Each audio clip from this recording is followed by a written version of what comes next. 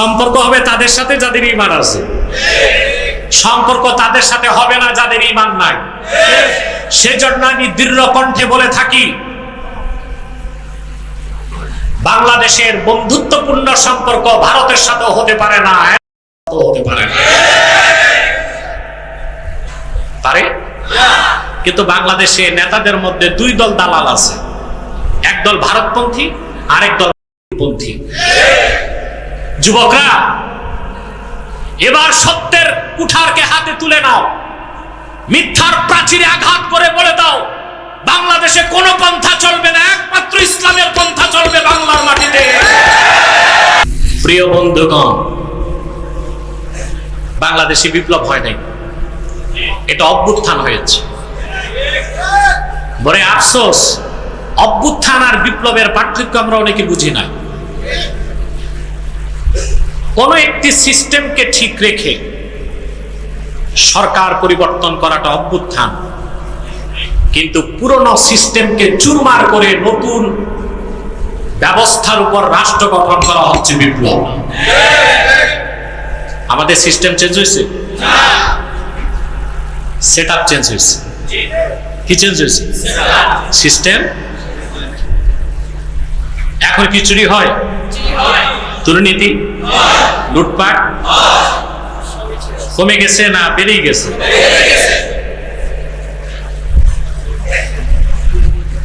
যে যেভাবে পাচ্ছে লুটে পুড়ে খাচ্ছে, যেন বাংলাদেশ একটা বেওয়ারিশ রাষ্ট্র। আর কতকাল রক্ত দিবেন? আপনাদের রক্তের উপর পা রেখে বিভিন্ন মতাদর্শীরা রাষ্ট্র ক্ষমতায় যায়। সুদীর্ঘ ১৫০ বছর পার হয়ে গেল, দেশ স্বাধীন হয়েছে। এদেশের মুসলমানের সবচেয়ে বড় ব্যর্থতা, ইসলামের পক্ষে একটা বিল সংসদে পাশ করাতে পারে না। তার কারণ পন্থা দুইটা, একদল ভারতপন্থী, আরেক দল। কোন অমুসলিম অধ্যুষিত রাষ্ট্র মুসলমানের বন্ধু হতে পারে না, পারে? মুসলমানের বন্ধু হবে মুসলমান, মুসলিম রাষ্ট্রের বন্ধু হবে আরেক মুসলিম রাষ্ট্র। অমুসলিম রাষ্ট্রের সাথে চুক্তি হতে পারে, বাণিজ্যিক চুক্তি, ব্যবসায়িক চুক্তি, বিভিন্ন চুক্তি হতে পারে, কিন্তু কোন অমুসলিম অধ্যুষিত রাষ্ট্র মুসলিম অধ্যুষিত রাষ্ট্রের ভাতৃপ্রতিম রাষ্ট্র হতে পারে না। একথা কার? ইমানদারদের বন্ধু হবে ইমানদারগণ, ঠিক কিনা? আল্লাহ রাব্বুল আলামিন কোরআন কারীমে বলে দিয়েছেন, ইন্নামা ওয়ালিয়্যুকুমুল্লাহু ওয়া রাসূলুহু ওয়াল্লাযীনা আমানুল্লাযীনা ইউকিমুনাস সালাতা ওয়া ইউতুনাজ যাকাতা ওয়া হুম রাকিউন ومن يتول الله ورسوله والذين آمنوا فإن حزب الله هم الغالبون। কার কথা? আল্লাহ তাআলা বলেছেন, নিশ্চয়ই তোমাদের অভিভাবক হচ্ছেন, মালিক হচ্ছেন আল্লাহ, তোমাদের অভিভাবক মুহাম্মদ সাল্লাল্লাহু আলাইহি সাল্লাম, আর তোমাদের নেতৃত্বজীবে যে অভিভাবকরা উম্মতে মুহাম্মাদীর ওই সব লোক যারা ঈমানদার, নামাজ প্রতিষ্ঠা করে, যাকাত আদায় করে। সুবহানাল্লাহ। এরপর আল্লাহ বলে দিয়েছেন, যারা মহান আল্লাহকে মালিক হিসেবে স্বীকার করে, মুহাম্মদ সাল্লাল্লাহু আলাইহি সাল্লামকে অভিভাবক হিসেবে স্বীকার করে, আর মুহাম্মদ সাল্লাল্লাহু আলাইহি সাল্লামের ঈমানদার উম্মত যারা তাদেরকে নেতা হিসেবে মানে, আল্লাহ বলেন তারা হিজবুল্লাহ, আল্লাহর দল। আল্লাহ বলে দিয়েছেন, আলা ইন্না হিজবাল্লাহি হুমুল গালিবুন, আল্লাহর দলে যারা, অবশ্যই তারা বিজয় লাভ করবে। আল্লাহ রাব্বুল আলামিনের এই কথাটি মহাসত্যের সর্বোচ্চ মানদণ্ডে উত্তীর্ণ। বাস্তবতার নিরিখে লক্ষ্য করে দেখেন, আল্লাহর হাবিব নূর নবীজি মুহাম্মদ সাল্লাল্লাহু আলাইহি সাল্লাম সুদীর্ঘ ১৫০০ বছর আগে পরিপূর্ণ জীবন বিধান দিন ইসলাম রেখে যাবার পর আজ পর্যন্ত পৃথিবীতে কোন ভূখণ্ডের কোন অমুসলিম সম্প্রদায় মুসলমানের বন্ধু হয় নাই। আজকেও কি হয়েছে? তো কাফের মুশরিক কখনো বন্ধু হতে পারে না। বলছিলাম তিনটা খাসলত এক হলে, তিনটা খাসলত যার মধ্যে সন্নিবেশিত হবে ইমানের মধুর স্বাদ পেয়ে যাবে। তার প্রথমটা হচ্ছে আল্লাহ তার রাসূলের ভালোবাসা হবে সবকিছুর চেয়ে বেশি। দুই নাম্বার হচ্ছে ব্যক্তি ব্যক্তিকে ভালোবাসবে কার জন্য? তিন নাম্বার কঠিন কথা, প্রথম দুইটা দাবি প্রমাণ হলো তৃতীয় কথায়, সেটা পরীক্ষা। সেটা হচ্ছে ওমান ইয়াকরাহু আই ইয়াউদা ফিল কুফরি বা'দা ইদ আনকাদাহুল্লাহ কামা ইয়াকরাহু আইয়ুলকা ফিন নার। ব্যক্তির তৃতীয় বৈশিষ্ট্য হবে ঈমান আনার পরে, মুমিন হবার পরে আবার তার কাফের হয়ে যাওয়াটাকে সেরকম অপছন্দ করবে জীবন্ত তারে আগুনে দগ্ধ করাকে যে সেরকম যেরকম অপছন্দ করে। তার মানে ব্যক্তির তৃতীয় খাসলত ঈমান আনার পরে আল্লাহ তার হাবিব মুহাম্মদ সাল্লাল্লাহু আলাইহি সাল্লামের ভালোবাসা হৃদয়ে যখন সবকিছুর চেয়ে বেশি হয়ে যাবে, আর সে যখন কাউকে ভালোবাসবে আল্লাহর জন্য। আর তৃতীয় বৈশিষ্ট্য ব্যক্তির কাছে ঈমানের উপর টিকে থাকাটা, সে জীবন দিয়ে হলেও ঈমানের উপর টিকে থাকাকে ধরে রাখবে। তার মানে সে মুমিন অবস্থা থেকে কাফের হওয়াকে ওই রকম অপছন্দ করবে জীবন্ত তাকে আগুনে জ্বালায়া হত্যা করাকে যেরকম অপছন্দ করবে। তার মানে সে তার জীবন দিবে, ঈমান বিক্রি করবে না। জীবন দিবে, ঈমান বিক্রি করবে না। এর প্রমাণ রাসূল করিম সাল্লাল্লাহু আলাইহি সাল্লামের সাহাবীগণ দিতে পারছেন কিনা? ঈমানের উপর টিকে থাকতে জীবন দিতেন তারা। হাদিসে যে তিনটা কথা আসছে, এই তিনটা বৈশিষ্ট্য আল্লাহর হাবিবের সকল সাহাবীর মধ্যে সমান ছিল, পরিপূর্ণ মাত্রায় ছিল, কারোটা বেশি কারোটা কম। সুবহানাল্লাহ। রাসূলুল্লাহ সাল্লাল্লাহু আলাইহি ওয়াসাল্লামের একজন সাহাবী মুসআব ইবনে উমাইর রাদিয়াল্লাহু তাআলা, উসুদুল গাবা কিতাবের মধ্যে এসেছে, আরবে অনেক ধনী মানুষ ছিলেন তিনি, অনেক ধনী মানুষ মুসআব বিন উমাইর। কোন কোন রিজাল প্রণেতা লিখেছেন প্রতিদিন তিনি যখন খাবার খেতে বসতেন 70 জন মেহমানকে দস্তরখানে বসাতেন। কতজন? প্রতিদিন পানাহারের সময় তিনি মুসাফির ধরতেন, গরিব লোকদের আনতেন, 70 জনকে দস্তরখানে বসাতেন, তিনি সহ 71 জন হতো। রিজাল প্রণেতাগণ লেখেন 70 জন নিয়ে পানাহার করতেন, প্রতিটি মানুষকে খাবার পরিবেশন করতেন সোনার উপর বাটিতে। পানাহার যখন শেষ হয়ে যেত, মুসআব বিন উমাইর বাটি গুটি ফেরত দিতেন না, সোনার উপর বাটিগুলো সব মেহমানকে হাদিয়া করে দিতেন। এইরকম একজন মানুষ মুসআব ইবনে উমাইর রাদিয়াল্লাহু তাআলা আনহু, তিনি এসে রাসূলুল্লাহ সাল্লাল্লাহু আলাইহি ওয়াসাল্লামের কাছে ঈমান এনে মুসলমান হয়ে গেলেন। আহা, মুসলমান হওয়ার পর প্রথম যুদ্ধে গেলেন বদরে। কোথায়? ঘুমটুম নাই তো? সজাগ আছেন?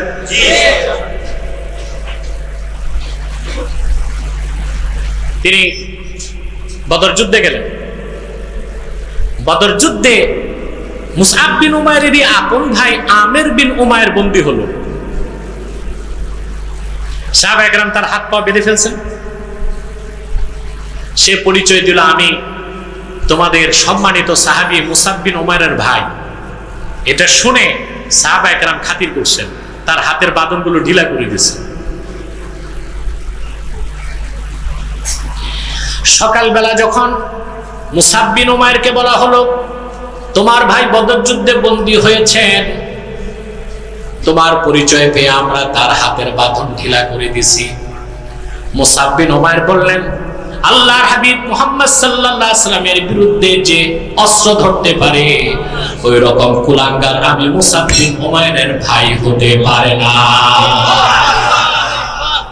সুবহানাল্লাহ। শক্ত করে বাঁধো।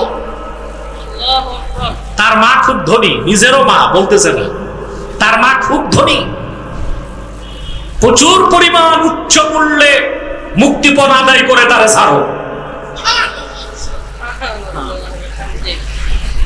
এই মুসাব বিন উমাইর রাদিয়াল্লাহু তাআলা আনহু উহুদ যুদ্ধে গেলেন।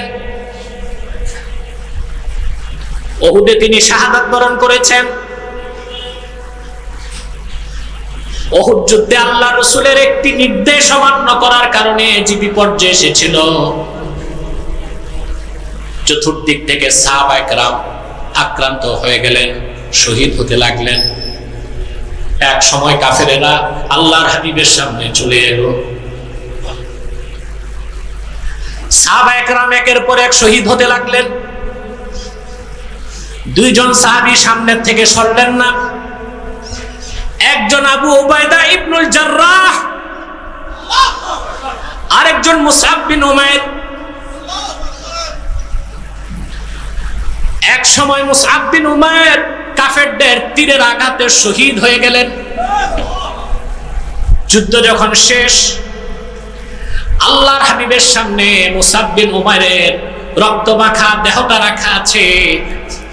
রাসূলুল্লাহ সাল্লাল্লাহু আলাইহি সাল্লাম সাহাবায়ে কেরামকে বললেন, আমার সাহাবীরা, এই লোকটা ইসলাম গ্রহণের আগে কত বিলাসী, কত ধনী মানুষ ছিল তা কি জানো? ওয়ালাকাদ রাআইতুহু ওয়া আলাইহি বুরদান লা তুরাফু কিমাতুহুমা ওয়া ইন্না শিরাকান আলাইহি মিন যাহাবিন। আমি দেখেছি মুসআব বিন উমাইর ইসলাম গ্রহণের আগে এত মূল্যবান দুটি চাদর পরিধান করতেন, যার মূল্য নির্ধারণ করা সম্ভব ছিল না। আর মুসআব বিন উমাইর যে জুতাটা পরিধান করতেন, সেই জুতার ফিতাটা খাঁটি সোনার তৈরি ছিল। লোকটি আল্লাহ তার রাসূলের ভালোবাসায় সম্পদ ছাড়লেন, মা ছাড়লেন, ভাই ছাড়লেন, গোত্র ছাড়লেন, বংশ ছাড়লেন, ঘর বাড়ি ছাড়লেন, বিত্ত বৈভব ছাড়লেন। শেষ মুহূর্তে রাসূলুল্লাহর কদমে জীবনটা উৎসর্গ করে দিলেন।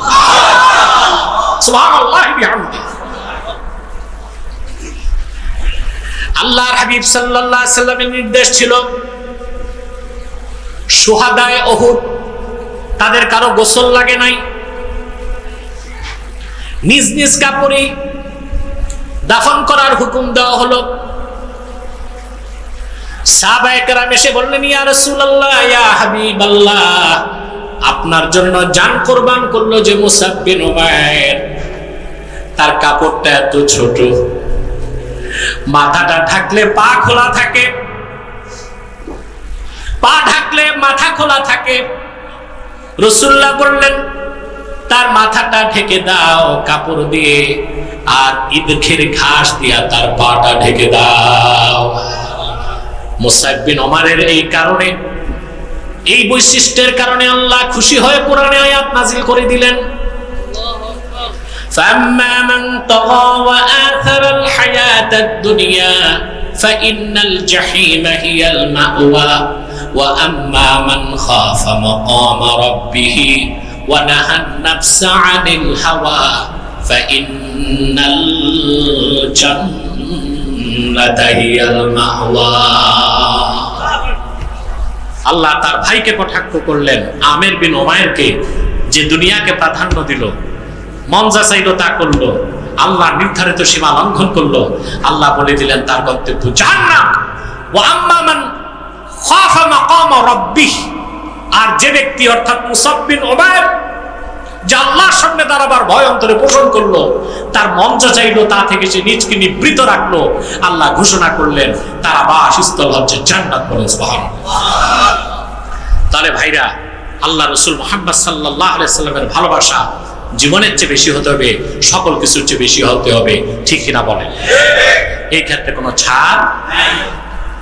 আবু উবাইদা ইবনুল জাররাহ উহুদ যুদ্ধে তিনি রাসূলুল্লাহ সাল্লাল্লাহু আলাইহি ওয়াসাল্লামের সামনে দাঁড়াইছিলেন। একটি নয়, দুইটি নয়, আল্লাহর হাবিবের নূরের জিসিমে কাফেররা যখন তীর ধনুক আঘাত করতে লাগলো,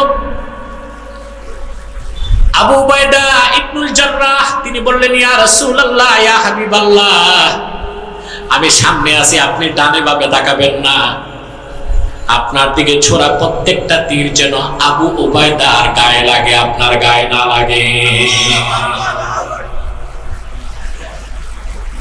কাফেরদের আঘাতে রাসূল করিম সাল্লাল্লাহু আলাইহি সাল্লামের দান মুবারক শহীদ হয়েছিল। আল্লাহর হাবিবের শিরস্ত্রাণ মুবারকে আঘাত করা হয়েছিল, লোহার কড়া সের মুবারকে ঢুকে গিয়েছিল। আবু উবাইদা ইবনুল জাররাহকে রাসূলুল্লাহ বললেন, তুমি লোহার কড়াটা বের করো।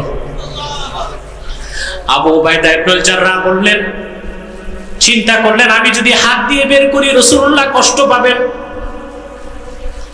শক্ত করে দাঁত দিয়া কামড় দিয়া লোহার কড়াটা ধরে টান দিলে রাসূলুল্লাহ নূরময় সের মোবারক থেকে লোহার কড়া বেরিয়ে গেল, সঙ্গে তার দুইটা দাঁতও শহীদ হয়ে গেল। জীবন থেকে বেশি রাসূল করিম সাল্লাল্লাহু আলাইহি ওয়াসাল্লামকে সাহাবায়ে কেরাম ভালোবাসতেন, সেজন্য তাদের ঈমান ছিল হাক্কুল ইয়াকিন। সুবহানাল্লাহ, তারা ঈমানের মধুর স্বাদ পেয়ে গিয়েছিলেন, বলেন সুবহানাল্লাহ। রাসূল করিম সাল্লাল্লাহু আলাইহি ওয়াসাল্লামের ভালোবাসা জীবনের চেয়ে বেশি না হলে কামেল মুমিন হওয়া যাবে না। যাবে? প্রশ্ন হচ্ছে কেন? বিষয়টা কি জবরদস্তি হয়ে যায় না? কথা বলেন। আল্লাহকেও তার রাসূলকে জীবনের চেয়ে বেশি ভালোবাসবো কেন? বিষয়টা তো অনৈচ্ছিক। এটা জবাব মুহাদ্দিসগণ দিয়েছেন, আসবাবুল মাহাব্বাতি আরবা। ভালোবাসার কারণ হয় চারটা। কয়টা? তার প্রথমটি হচ্ছে জামাল, বাহ্যিক সৌন্দর্য। আল্লাহু আকবার। পূর্বের কোন পয়গম্বরের চেহারা দেখে কেউ মুসলমান হয় নাই। ১৫০০ বছর আগে হুনাইন যুদ্ধে উসমান বিন সাইবা ইবনে উসমান রাসূলুল্লাহ সাল্লাল্লাহু আলাইহি ওয়াসাল্লামের নূরের চেহারা মোবারক দেখে মুসলমান হয়ে গেছে। ইবনুল কাইয়্যিম জাওজি জাদুল মাআদে উল্লেখ করেছেন, সাইবা ইবনে উসমান নিজেই বলেছেন, হুনাইন যুদ্ধে যখন মুসলমানরা চতুর্দিক ছড়ায় গেল, আমি অপেক্ষায় ছিলাম আল্লাহর হাবিবকে কিভাবে শহীদ করা যায়। অস্ত্র নিয়ে কাছে চলে আসলাম। যখনই আল্লাহর হাবিবের নূরের চেহারা মোবারকের দিকে তাকালাম, আমার হাত থেকে কাঁপতে কাঁপতে অস্ত্রটা পড়ে গেল। আমি দৌড়ে যে রাসূলুল্লাহর হাতে হাত রেখে মুসলমান হয়ে গেলাম। এত সৌন্দর্য আল্লাহ তার হাবিবকে দান করেছিলেন। সুবহানাল্লাহ। তা ভাষায় প্রকাশ করা যাবে? কথা বলেন। আব্দুর রাজ্জাক বিশুদ্ধ সনদে কিছু হাদিস রওয়ায়াত করেছেন, যা জুজুল মাফকুদে এসেছে। কিছু মৌলবী সাহেব বলতে পারে জুজুল মাফকুদের সনদ কি? সনদ আছে, যেটা দুবাই ইসলামী বিশ্ববিদ্যালয়ের হাদিস ডিপার্টমেন্টের চেয়ারম্যান আদ-দাক্তুর মুহাম্মদ ঈসা ইবনু আব্দুল্লাহ আল-মানে, তিনি জুজুল মাফকুদের একেবারে নুসখা, কলমি নুসখা সংরক্ষণ করেছেন, যেটা আব্দুর রাজ্জাকেরই সংকলন। বরং হাদিসগুলো বিভিন্ন সূত্রে বিভিন্ন তুরুকে রওয়ায়াত হয়েছে, বলেন সুবহানাল্লাহ। অতএব এখানে কিলোকাল করার বা ইশকাল করার কোনো সুযোগ নাই। রাসূল করিম সাল্লাল্লাহু আলাইহি ওয়াসাল্লামের সৌন্দর্য বর্ণনা করার মতো কোনো শব্দ নাই। আল্লাহর হাবিবের সৌন্দর্য বর্ণনার কোনো শব্দ সাহাবায়ে কেরাম পেতেন না। সেজন্য নূর নবীজির জামাল বা সৌন্দর্যের বর্ণনা কিভাবে দিতেন তারা শোনেন। আন আবি হুরায়রা রাদিয়াল্লাহু তাআলা আনহু আন্নাহু ক্বাল মা রাআইতু আহসানা মির রাসূলিল্লাহি সাল্লাল্লাহু আলাইহি ওয়াসাল্লাম কাআন্না আশ-শামসা তাজরি বাইনা আইনাইহি। আল্লাহ রাসূল মুহাম্মদ সাল্লাল্লাহু আলাইহি সাল্লামের মতো সুন্দর কোন মানুষ আমি কোনোদিন দেখি নাই। রাসূলুল্লাহ দিনের বেলা তাকায় থাকলে মনে হতো না দুই চোখের মাঝখান দিয়ে সূর্য যাচ্ছে। আল্লাহু আকবার। সাহাবায়ে কেরাম রাসূলুল্লাহর সৌন্দর্য বর্ণনার কোনো শব্দ পায় নাই। সুবহানাল্লাহ। হযরত আব্দুল্লাহ বিন আব্বাস রাদিয়াল্লাহু তাআলা আনহুমা এই সবগুলো হাদিসের তাখরিজ এবং হুকমুল হাদিস আমার কাছে আছে। জনগণ তো বুঝবে না, জনগণের কাছে তো এগুলো বলে লাভ নেই। উলামায়ে কেরাম যারা এই হাদিসের সনদগুলো চান এবং হুকমুল হাদিস কি তা চান, আমার কাছে সব লিখিত আছে, আলহামদুলিল্লাহ, দেওয়া যাবে আপনাদেরকে। কথা বুঝতেছেন? আব্দুল্লাহ ইবনে আব্বাস রাদিয়াল্লাহু তাআলা আনহুমা রাসূলুল্লাহর সৌন্দর্য বর্ণনা করতে যে তিনি হাদিস রাওয়ায়াত করেছেন। সাইয়েদনা আব্দুল্লাহ বিন আব্বাস রাদিয়াল্লাহু তাআলা আনহুমা বর্ণনা করেন, লাম ইয়াকুন লিরাসূলিল্লাহি সাল্লাল্লাহু আলাইহি ওয়াসাল্লাম জিল্লুন ওয়া লাম ইয়াকুম মা শামসিন ক্বাত্তু ইল্লা গালাবা দাউহু দাউ আশ-শামস ওয়া লাম ইয়াকুম মা সিরাজিন ক্বাত্তু ইল্লা গালাবা দাউহু দাউ আস-সিরাজ। আব্দুল্লাহ বিন আব্বাস বলেন, আল্লাহর রাসূল মুহাম্মদ সাল্লাল্লাহু আলাইহি সাল্লামের কোন ছায়া ছিল না, কারণ ওনার সারা শরীরটাই নূরের ছিল। আল্লাহ রাসূল মুহাম্মদ সাল্লাল্লাহু আলাইহি সাল্লাম দিনের বেলা যখন সূর্যের নিচে দাঁড়াতেন, রাসূলুল্লাহর জিসিমের নূর বা জ্যোতি সূর্যের আলোর উপর প্রভাব বিস্তার করত। রাতের বেলা তিনি যখন কোন প্রদীপের সামনে দাঁড়াতেন, রাসূলুল্লাহর জিসিমের নূর প্রদীপের আলোর উপর প্রভাব বিস্তার করত। হাদিসটি শুধু আব্দুর রাজ্জাক বর্ণনা করেছেন তাই নয়, হাফেজ জালালউদ্দিন সৈয়দী রাহমাতুল্লাহ ভিন্ন সনদে খাসাইসুল কুবরার মধ্যে হাদিসটি নকল করেছেন। এই ব্যাপারে মাশহুর হাদিস তিরমিজি, শামাইল তিরমিজি থেকে আপনারা শুনছেন না? আমাদের মুবাল্লিগরাও রওয়ায়াত করেছে, রাসূলুল্লাহ সাল্লাল্লাহু আলাইহি সাল্লাম, সাহাবীগণ রাসূলুল্লাহর সৌন্দর্য বর্ণনার কোনো শব্দ খুঁজে পেতেন না। ইবনে আব্বাস থেকে আরেকটা হাদিস এসেছে আপনার শামাইল তিরমিজিতে, ইবনে আব্বাস বলেছেন, ইযা তাকাল্লামা রুইয়াকান নূর ইয়াখরুজু মিন বাইনি সানায়া। রাসূলুল্লাহ সাল্লাল্লাহু আলাইহি ওয়াসাল্লাম যখন কথা বলতেন, বেহেশতি হাসি আসতেন, যখন বেহেশতি হাসি আসতেন, রাসূলুল্লাহর দুই দাঁতের মাঝখান থেকে নূর বেরিয়ে যেত। আমার ভাইরা, আম্মা জান আয়েশা রাদিয়াল্লাহু তাআলা আনহার কথাকে আরবের কবি কাব্যের ভাষায় লিখেন। আম্মা জান আয়েশা বলেছেন, লানা শামসুন ওয়ালিল আফাকি শামসুন, আমার একটা সূর্য আছে, আল্লাহর আকাশে আরেকটা সূর্য আছে। ইন্নাশ শামসা তাতলাউ বাদাল ফাজরে ওয়া শামসি তাতলাউ বাদাল ইশা। আল্লাহর আকাশে সূর্য উদিত হয় ফজর নামাজের পরে, আর আবার সূর্য মুহাম্মদ উদিত হন এশার পরে। আল্লাহু আকবার। খাসাইস কুবরায় ইমাম সুয়ুতি রাহমাতুল্লাহ আরেকটা হাদিস এনেছেন আম্মা জান আয়েশা থেকে। তিনি বলেছেন, জুলাইখার সঙ্গী সাথীরা ইউসুফের সৌন্দর্য দেখে আঙ্গুল কাটছে। এটাকে বড় কিছু হইল? কথা বলে না, আঙ্গুলি না কাটছে, সমস্যা কি? আম্মা জান আয়েশা বলেছেন, আল্লাহর কসম, জুলাইখার সঙ্গী সাথীগণ যদি মুহাম্মদ সাল্লাল্লাহু আলাইহি সাল্লামের নূরের কপালের নূরের ঝলক একবার দেখতো, আঙ্গুল নয় আল্লাহর কসম, তারা তাদের নিজ নিজ কলিজাগুলোকে যে টুকরা করে দিত। ভালোবাসার কারণ কয়টা? প্রথমটা কি? এই ছিল রাসূল করিম সাল্লাল্লাহু আলাইহি সাল্লামের জামালের কথা। সুবহানাল্লাহ। আসবাবুল মাহাব্বার দ্বিতীয় সাবাব হচ্ছে কামাল, একটা বাহ্যিক সৌন্দর্য, এটাকে বলে সূরত। আভ্যন্তরীণ সৌন্দর্যকে বলা হয় সিরাত। সুবহানাল্লাহ। রাসূলুল্লাহ সাল্লাল্লাহু আলাইহি ওয়াসাল্লামের কামাল, সিরাত কি রকম ছিল ভাষায় প্রকাশ করা যাবে?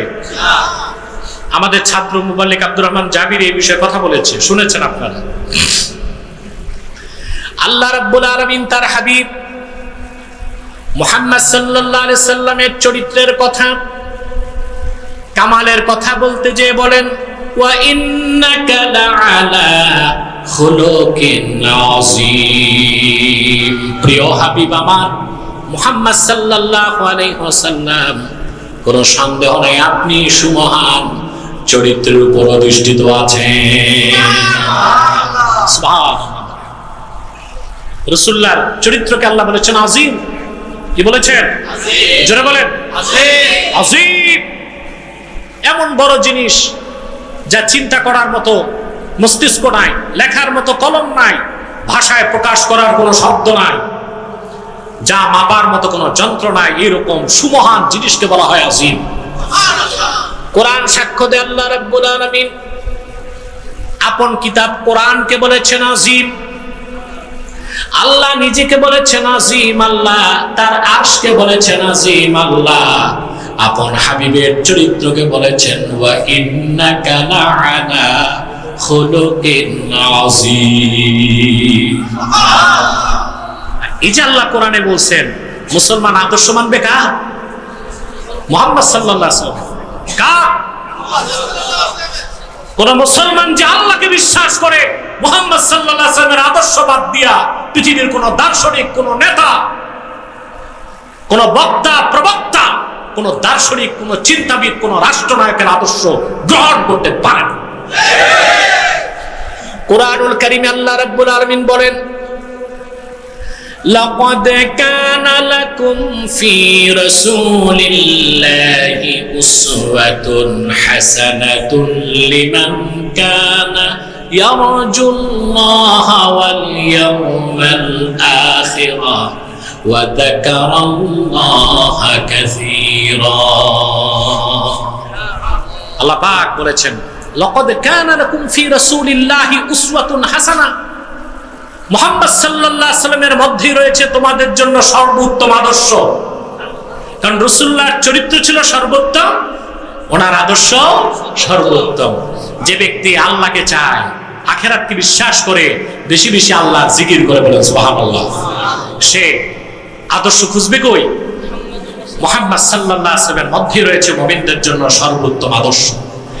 যার চরিত্র যত উন্নত তার আদর্শ তত মহান। এই পৃথিবীতে কোন নেতা, কোন ব্যক্তি, কারো চরিত্রকে সার্টিফাইড করা হয় নাই।